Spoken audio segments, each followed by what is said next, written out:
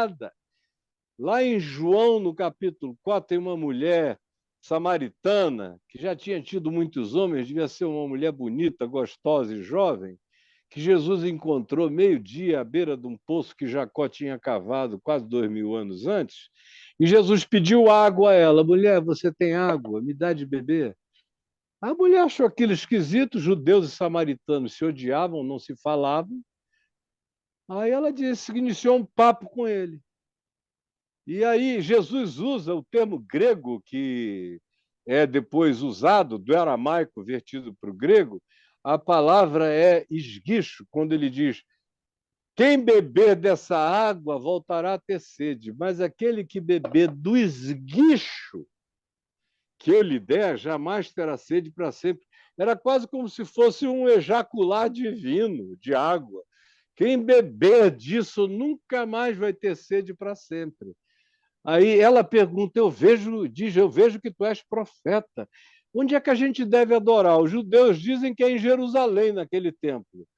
Aqui em Samaria, que eram também da mesma família de Abraão, era uma história longa que eu vou deixar para lá, e eles acabaram se dividindo e se odiando para o resto da existência até o dia de hoje, a adoração sacralizada era do Monte Gerizim. Aí ela falou, já os nossos aqui em Samaria dizem que é no Monte Gerizim que a gente tem que adorar. Onde é? O lugar do sagrado para adorar a Deus melhor. Em geral, uma montanha para ficar mais alto. Eu nunca vi ninguém dizendo, vamos adorar a Deus naquele abismo. O pessoal sempre leva a Deus para as topografias. O condicionamento divino é até topográfico. Quando o Salmo 139 diz o oposto: se eu subo aos céus, lá estás. Se eu faço a minha cama no mais profundo abismo, lá estás também. Se eu tomo as asas da alvorada e me detenho no confins dos mares, ainda lá me haverá de guiar a tua mão e a tua destra me susterá. Se eu digo, com efeito, as trevas me encobrirão, as próprias trevas não te serão escuras, pois para ti as trevas e a luz são a mesma coisa. Aí Jesus responde à mulher e diz, mulher, em verdade eu te digo que nem neste monte Gerizim, nem em Jerusalém é o lugar onde se deve adorar. Deus é espírito. E importa que os seus adoradores o adorem em espírito e em verdade. Então, isso tudo tem prazo de validade para acabar, espera. A mesma coisa já estava acontecendo nos Estados Unidos. E o processo de suicídio entre pastores e filhos de pastores e mulheres de pastores nos Estados Unidos começou 10 anos antes. Eu sabia que o mesmo fenômeno ia chegar aqui e chegou avassaladoramente. E começou a se manifestar para todo lado. E aí, Deus me deu uma outra bênção. Eu tenho a minha neta mais velha, de 24 anos, é gay, é lésbica.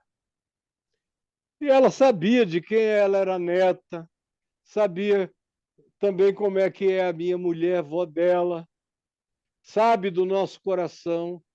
Eu cresci com homossexuais, eu tinha um primo homossexual que eu cresci com ele era 2 anos mais velho do que eu, mas eu via que a homossexualidade dele era totalmente inata, não havia coisa alguma que se pudesse fazer contra aquilo. Era como quererem mudar a minha heterossexualidade. Ela é incurável.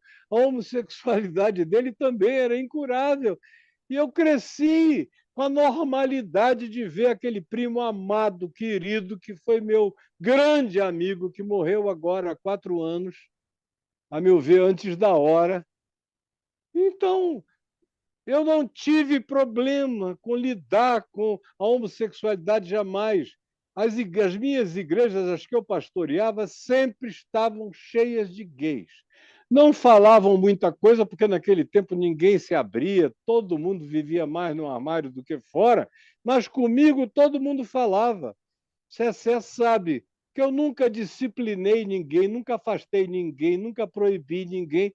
Sei quem dava para quem pegava quem, o que acontecia com todo mundo, porque todo mundo me contava tudo, sempre me contaram aqui e em todo lugar, e sabiam que reação teriam de mim, que não seria outra senão acolhimento. Quando a minha netinha veio com 13 anos e falou isso para mim, para minha mulher, nós a acolhemos. Fizemos a mesma coisa, ela veio morar aqui com a gente. Estava morando aqui comigo até há 2 meses atrás. Ficou 6 anos aqui. E que foi outra bênção, porque ela me reatualizou. Nesses 6 últimos anos, eu sofri uma reatualização do problema e da questão. E ela se casou, se uniu a uma mestre em sociologia, que agora está entrando no doutorado em sociologia de gêneros. Então, eu tive nos últimos 6 anos todas as aulas dos dilemas e dos conflitos sociológicos e psicológicos de gênero. E aí, as pessoas já da idade dela, que já têm outros problemas nessa área diferentes daqueles que eram os da idade do meu filho, que já está quase com 50 anos, foram me reatualizando.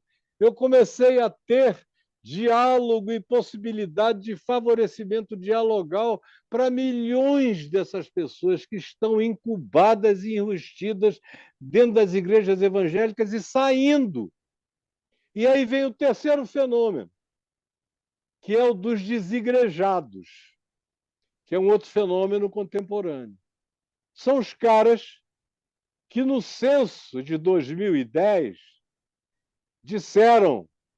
responderam 14 milhões deles, dizendo que não frequentavam mais nenhuma igreja evangélica, que não frequentariam, mas que se consideravam evangélicos segundo o Evangelho de Jesus, de onde o termo evangélico se deriva. Evangélico deve ser aquilo que carrega a qualidade do Evangelho. Então, e eles estavam ouvindo isso de mim há 50 anos que eu digo, Igor, eu não digo nada novo, eu sou um repetidor das mesmas coisas há décadas. Eles foram internalizando, entendendo, compreendendo, assimilando, praticando, ficando mais livres.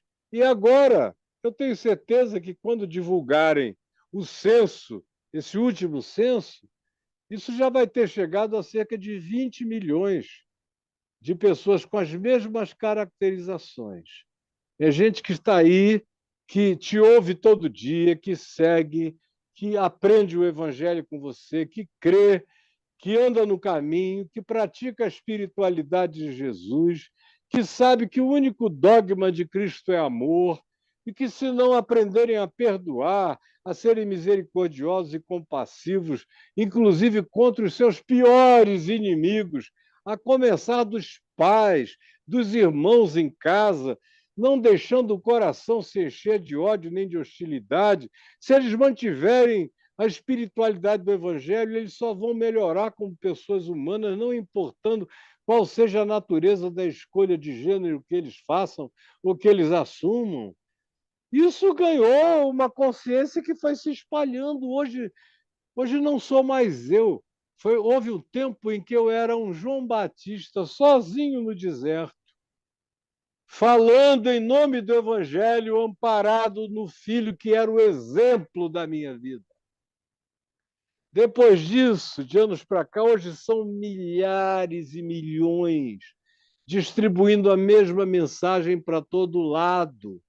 E esse pessoal vai ficando acuado, não sabe mais para onde vai. Eles estão apavorados hoje em dia.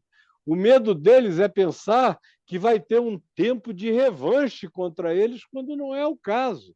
Mas tem um dado estatístico que você precisa ter.